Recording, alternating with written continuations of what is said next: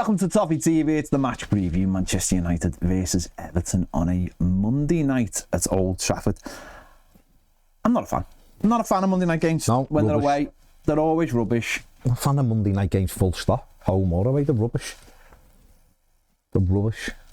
Last time Everton won a Monday night away game. Tell me. I don't know whether it was a night game, but was it Brighton? From afternoon. That's what I'm saying. Last Monday night game Everton won away was Sunderland, Lukaku hat-trick. Last time Everton won a game on Monday, Damari Gray against Arsenal. There you go. So Mondays we've been crap on for years. But the chance to change it on Monday. Wasn't the Brighton game on a Monday? It's at 5 o'clock on a night game. That's still a Monday. I said on a night game, Monday night game. Monday night. Okay. Yeah, obviously Everton coming off the back of a win, which has kept us all going for the last couple of weeks. But obviously, the international business is done now. It's finished, and we now have a intense period of games, of Premier League games. They're going to come thick and fast in the next month or so. Obviously, some of those games we're going to have to do without Jessica Gay and Njai, but this is the first. This is where it starts getting a little bit hectic. And we're going into a game against a Man United team who seem to be a little bit. I've had a little bit of a resurgence, even though the last couple of games have been draws, but they've both been away. But so how do you see this one? Tough, very tough. I mean, we've won twice at Old Trafford in the Premier League era. It tells you it's not really a happy hunting ground for us, is it? No. I think I was saying to you before, United have beaten Everton 42 times in the Premier League, more than anyone's beaten anyone else, so they're not great opponents for us. Last season, they were rubbish, and they beat us 4-0 at Old Trafford. Yeah. You know, we were 2-0 up against them at Goodison, and it should have been more. We should have killed the game, and we didn't. They got it back to 2-2, and so I think we've only beat them once in about 12 games. Yeah. That was when we beat them 1-0 in 2022, I think. Anthony Gordon, that was it. Sometime we beat them, and they've been going through their sort of most up and down spell, I think, in the recent history. So very much not being great opponents, like I say. And now, like you just said, they seem to be coming into a bit of, you know, things seem to have settled down for Ruben Amorim. Yeah. I think they've lost 1 in 6. Well, they have lost 1 in 6, haven't they? The 5 unbeaten. So seem to be maybe turning things around. Yeah, and the home form is certainly something that's picked up. They seem to be getting those sort of regular sort of Manchester United wins that you'd at home that you'd expect. Obviously they beat Chelsea after they went down to 10 men, beating Sunderland, beating Brighton, and obviously in between those games they beat Liverpool at Anfield, which was a huge game for them. And as I said, the last couple have been away from home, but they've showed real, you know, they were behind in both of those games. We're ahead in both as well. Yeah, and ended up being behind and getting the draw back. So they're showing a little more, aren't they? Because obviously, you know, beginning the season, first few games of the season, the manager was under real pressure because it's Manchester United at the end of the day. But Everton just can't, like you said there, it's like United have been poor. We were 2-0 up against them last season at home, and we were absolutely cruising till sort of tiredness kicked in, not making subs at the right time. I think Ashley Young got injured, didn't he, last season as well? Don't think that helped when we played against them. But we just can't seem to get out of our own way. And last season when we went there, okay, we were in great form, but like Tarky and Branthwaite making just terrible mistakes against a bang average Man United team. The day before going there and giving away stupid penalties, yeah. And just I don't know, we never seem to go there and have the character. I think we never have the character or the belief. And don't get me wrong, it's been for years and years and years this, but we never have that belief that we can beat them there, and it's just built and built and built to the point where poor Man United teams have just beaten us without any issue there. No, it is. You summed it up well. I don't really know what to add other than when you think back at the times, the last time we won there, obviously, ironically, David Moyes was Manchester United manager, and we went there with Martinez, and we had a right good go at them that night, and we had to wait late on, and then we had a couple of seasons where we did have a good go at them with Martinez, but even in one of them we should have won, and we ended up losing to a last minute penalty. Pienaar stuck his leg out, remember, and we had the one where they had the one recently where Ellis Sims missed a great chance at 0-0, and we had the one where we were winning. We were winning in the 96th minute, and Ashley Williams handballed it on the line, and even in that night we should have put the game to bed on the counter attack. We had 3 or 4 chances to kill it off, and we never. And then obviously, like you say, last season, I think we started really brightly last season, and in the first 10 minutes we'd had 2 or 3 good chances and didn't take them, and then once they went 1-0 up, that was it. It just got worse and worse, didn't it? Like you say, uncharacteristic mistakes really from players. So I don't know. I think we all are well aware of Manchester United's success in the Premier League and what a massive football club they are. But like we've said before, in the last 5 or 6 years, they haven't been great. They've still been too good for us at times. But other times, we have thrown the games against them. We've had a good 3-3 there when Carlo was here. But we've had nothing really where we've gone out and played like, Everton can. And it mirrors sort of Anfield derbies a bit for me. Whereas there's been varying levels of how good Liverpool have.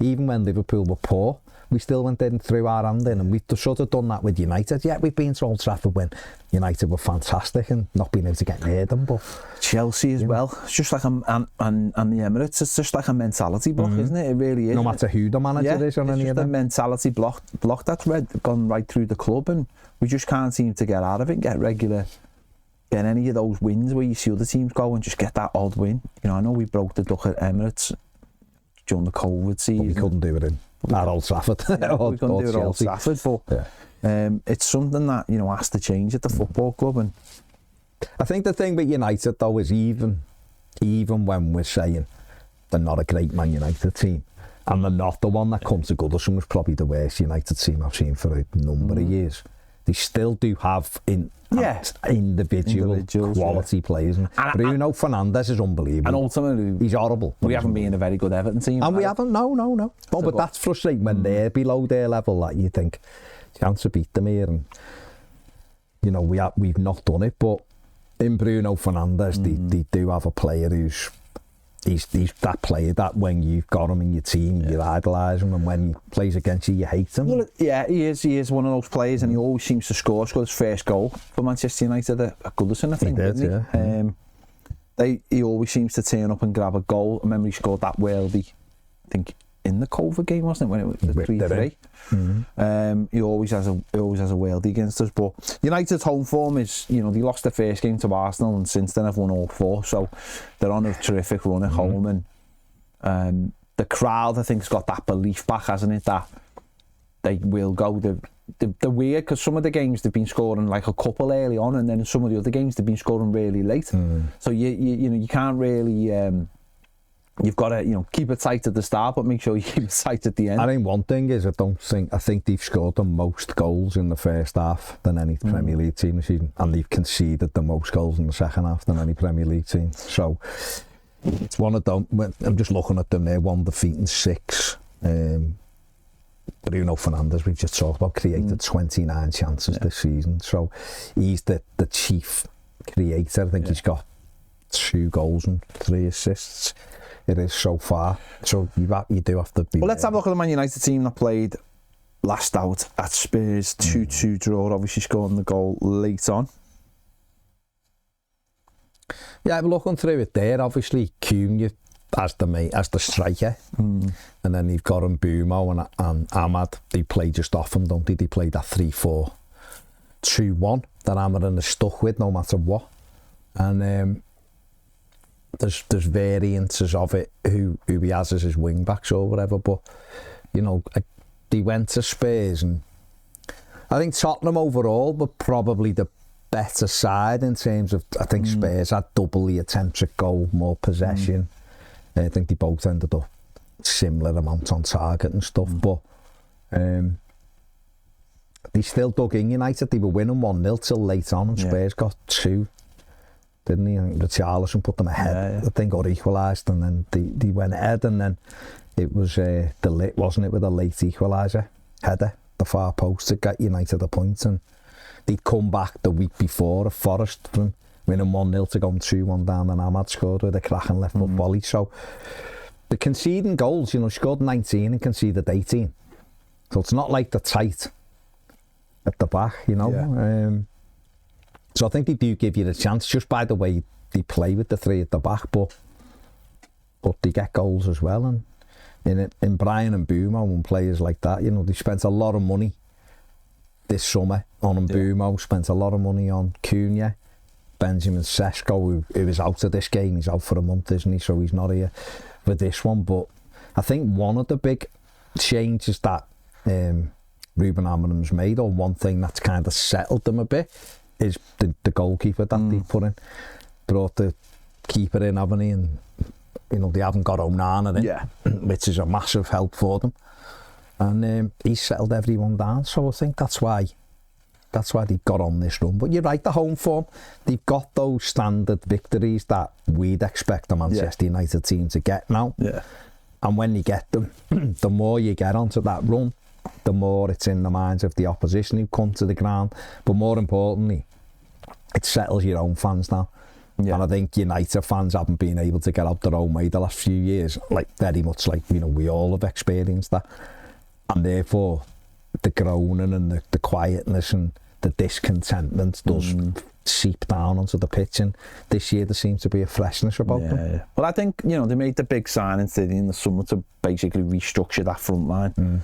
Cunha come in and Brian Mbeumo come in as well. Let's just have a look at his numbers so far this season.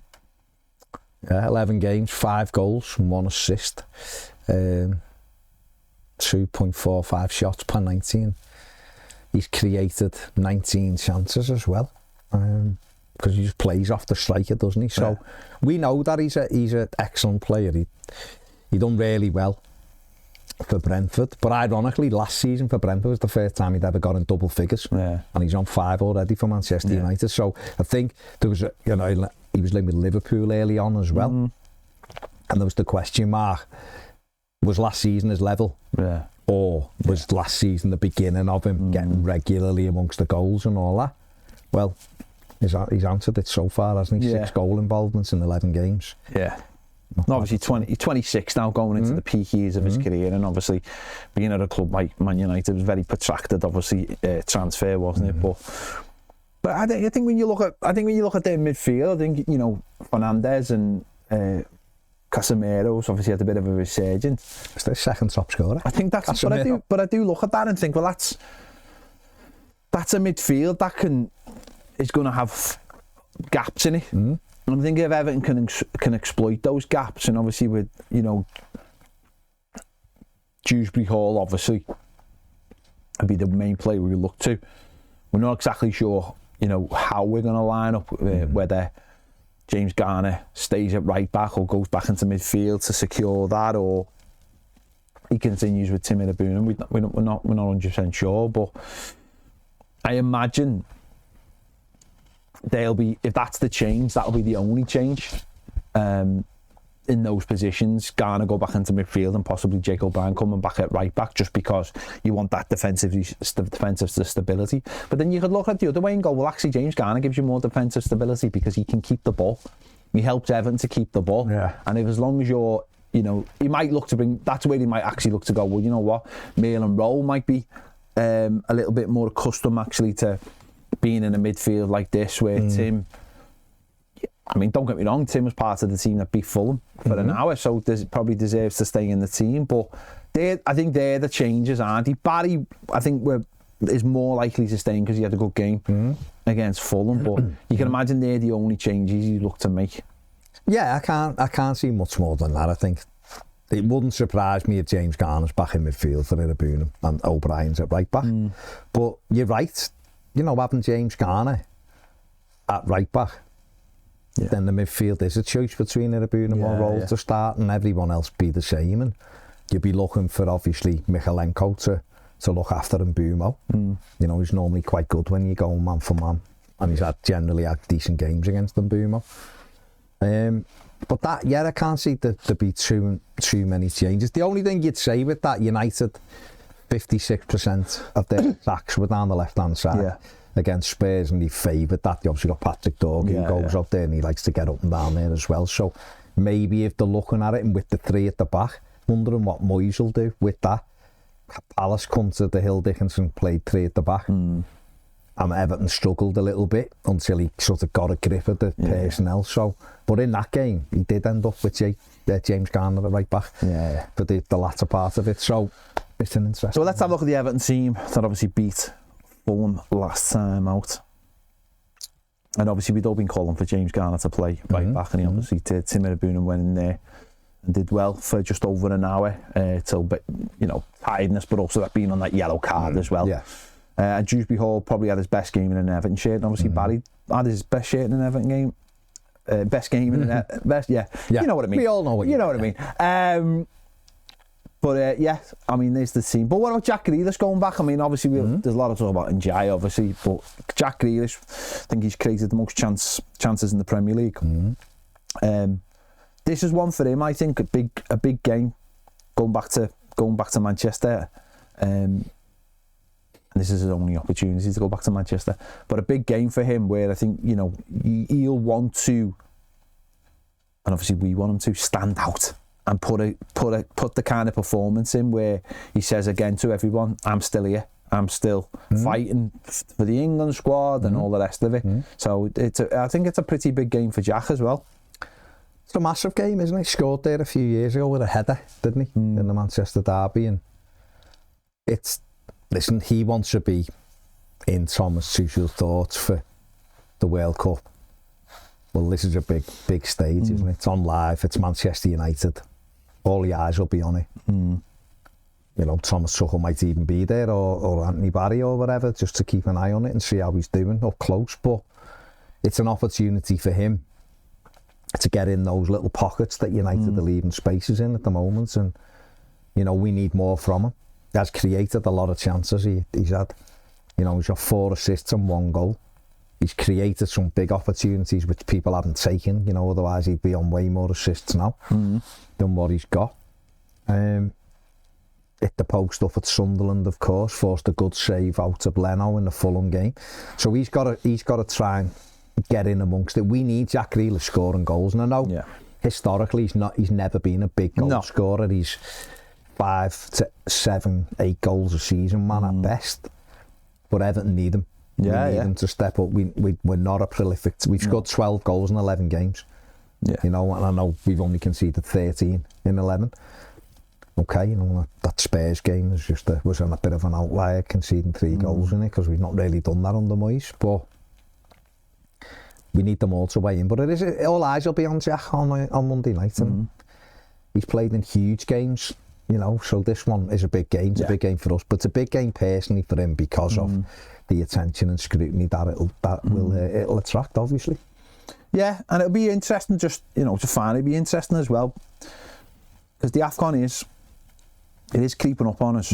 Of course it is, and we know we're going to lose a couple of players, and I think Njai's just such an important player in the team, but we know we're not going to have him. So it'd be interesting to see what happens with Tyler Dibble, whether he starts to get introduced into games.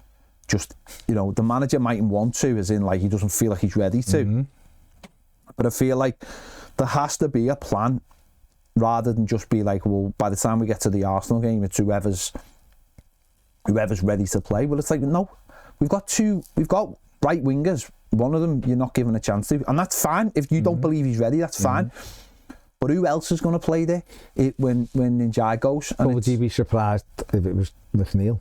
Or would you be surprised? No, I would be surprised. I would be surprised. McNeil, maybe. McNeil's done. Would you be surprised if it was Charlie Alcaraz? No, I wouldn't be. I wouldn't, but I wouldn't be. But I think again, I look at that and think, well, what are we doing? What are we saying? And I think if you're gonna get to that situation, that's what I'm saying. It's like, are you gonna start dipping Charlie Alcaraz's toe in the water then and start saying, well, I'm going to play you for 5 minutes in this game at the end on the right. I'm going to play you for 10 minutes in this game on the right, and start bedding them in there.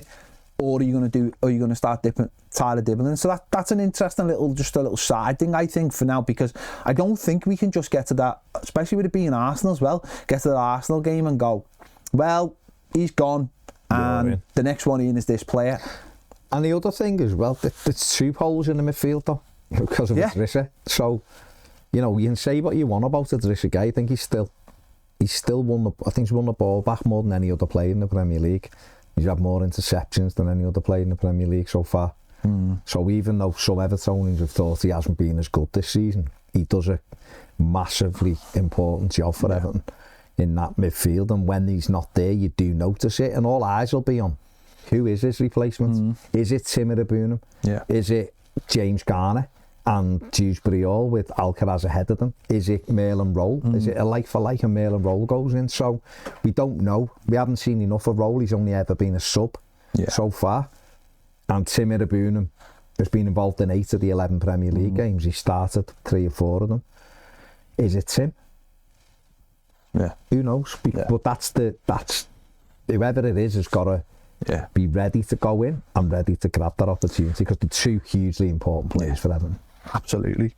Yeah, it's a big game ahead of a big couple of months. It's 8 games to see now on New Year's Eve. So. Absolutely. There you go. Let us know your thoughts in the comments. I'm sure everyone's massively excited for this game to get Premier League football back. Well, that's it, isn't it? We've had like you said, we've had the breaks now, and it's right through till March now, isn't it? Before the playoffs. So, opportunity. It's a big game. Everton can win, of course they can, but United are looking stronger and stronger, so it'll be massively difficult, of course. There you go. Let us know your thoughts in the comments on this one. And Monday night. I mean, there's loads of shows between then and then and now, so stick around for all them. Make sure to give this video a like, subscribe if you haven't already. We want more great videos. Join us over on Toffee TV Premier. The link is in the description. QR codes come on the screen now. See you later.